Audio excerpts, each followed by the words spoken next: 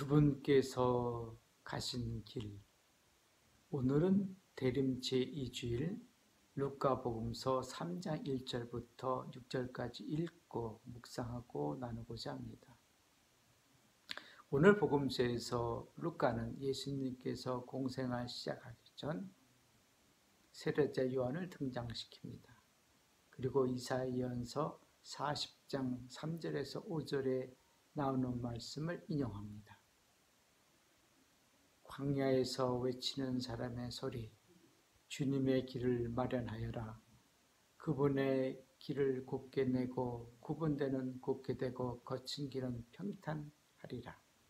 그리하여 모든 사람이 하나님의 구원을 보리라. 복음서를 읽고 묵상하실 때 영성 대가들은 우리의 상상력을 이용해 보라고 합니다. 루카 복음서에서 오늘 언급하지 않는 세례자 요한의 모습은 낙타 털로 된 옷을 입고 허리에는 가죽띠를 두르고 메뚜기와 들꿀을 먹는 사람이라고 마태오는 말하고 있습니다. 마태복음 3장 4절, 마르코복음 1장 6절. 루카는 요한의 아버지는 스가랴라고 하고 1장 5절에서 25절에서 요한이 태어나는 상황을 설명하고 있습니다. 아버지는 사자이며 어머니 엘리사벳은 아론의 자손입니다. 엘리자벳은 아이를 낳지 못하는 여자였기에 그리고 두 부부가 나이가 많았기에 요한이 출생할 때 이웃과 친척들이 엘리사벳에게 몰려와 축하해 주었습니다. 아기 할례식에 가서는 아기 아버지의 이름을 따서 스가랴라고 부르려 했는데 친척 중 요한이라는 이름이 없는데도 불구하고 어머니 엘리사벳과 아버지 스가랴는 그 이름을 고집합니다.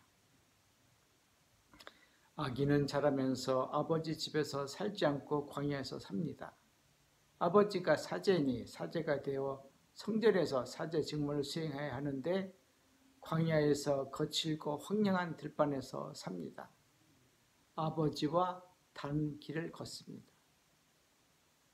사람들은 성전을 중심으로 살았던 바리사이파 사람들이나 사두가이파 사람들과 달리 거친 들판에서 산 사람들을 에세네하파라 합니다. 이들은 거친 들판에서 생활하면서 나름대로 공동체 생활이나 독립적인 삶을 살았던 사람들입니다. 성경학자들은 세례자 요한이나 예수님께서 에세네하파의 영향을 받아서 거친 들판에서 얼마 동안 지내시지 않았나 합니다. 공간 복음서 편집자들은 예수님께서 40일 동안 거친 들판에서 지내셨다고 합니다. 마르코복음 1장 13절, 마태복음 4장 2절, 루카복음 4장 2절. 요한의 어머니 엘리사벳과 예수님의 어머니 마리아가 친척 관계라 세례자 요한과 예수님께서도 어린 시절부터 친척들 모임에서 서로 만났고 알고 지내셨을 겁니다. 어린 사람들과 젊은 사람들은 현실에서 살지만 미래를 상상합니다. 어린 세례자 요한과 어린 예수님은 조상들이 이집트에서 탈출한 이야기를 수없이 들으셨을 겁니다. 그리고 사람들이 예루살렘에 성전을 세우고 그곳에서 사자 직무를 하는 것에 대한 다른 생각들을 가지고 있었을 겁니다.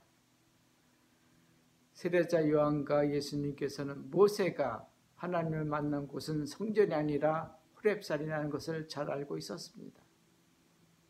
이스라엘이 이집트에서 탈출하기 전 이집트 임금에게 광야에 나가 사흘을 걸어가 하나님께 제사 드리게 하는 것도 잊지 않았을 겁니다. 탈출기 3장 18절. 두 분은 이스라엘 역사를 통해서 하나님께서는 사람들이 만든 성전에 계시는 것이 아니라 거칠고 넓은 들판에 계시다는 것을 아신 것입니다. 세례자 요한은 주님의 길을 곱게 하는 것은 삶 속에서 옷을 두 벌 가진 사람은 못 가진 이에게 나눠주고 먹을 것을 가진 사람도 그렇게 하는 것이며 정한 것보다 더 요구하지 말고 강탈하지 말고 같이 하지 말라는 것을 잘 알고 계셨습니다. 3장 10절서부터 14절. 세례자 요한은 예수님께서 가신 길을 마련하신 분입니다. 살다 보면 선택하고 걸어야 할 길이 우리 앞에 나눠져 있음을 알게 됩니다. 세례자 요한은 아버지 지카리아처럼 성전에서 일하는 사제의 길을 갈 수도 있었지만 거친 들판에서 사람들에게 죄의 용서를 위한 회개를 위한 세례를 행합니다.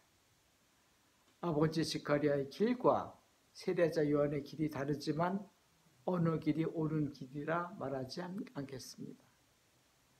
미국의 시인은 로버트 프로스트라는 사람이 쓴 The Road Not Taken이라는 시가 있는데 우리나라에서는 가지 않는 길로 많은 사람들이 애송하는 시 마지막 부분에서 나는 사람들이 덜 간 길을 갔었는데 그래서 내 인생이 온통 달라졌다고 합니다. 세례자 요한과 예수님께서 가신 길은 사람들이 덜 가는 길입니다. 로버트 프로스트도 노란 숲속길 두 길 중 풀이 더 있고 사람들이 걸은 자취가 적어 아마도 나라도 그 길을 선택하고 가야겠다고 생각하여 걸었던 모양입니다. 신앙인들이 빠지기 쉬운 잘못은 길을 가는 데 있어서 자기가 가는 길이 옳다고 남이 가는 길은 그르다는 편견에 빠지기 쉽습니다. 세례자 요한이나 예수님께서 가신 길이 좋은 길이니 모두 그 길로 가야 한다거나 남이 가지 않으면 손가락질을 합니다. 노란 숲속의 두 길 중 어느 길로 갈 것인지는 어차피 선택의 문제입니다. 가지 않는 길은 바라다 볼 수 있는 데까지 멀리 바라만 보게 됩니다. 오늘 복음서 마지막 6절에서 그리하여 모든 사람이 하나님의 구원을 버리라. 누군가가 주님의 길을 마련하고 곧게 한다면 다른 길을 간 사람들마저도 하나님의 구원을 보게 됩니다. 고맙습니다.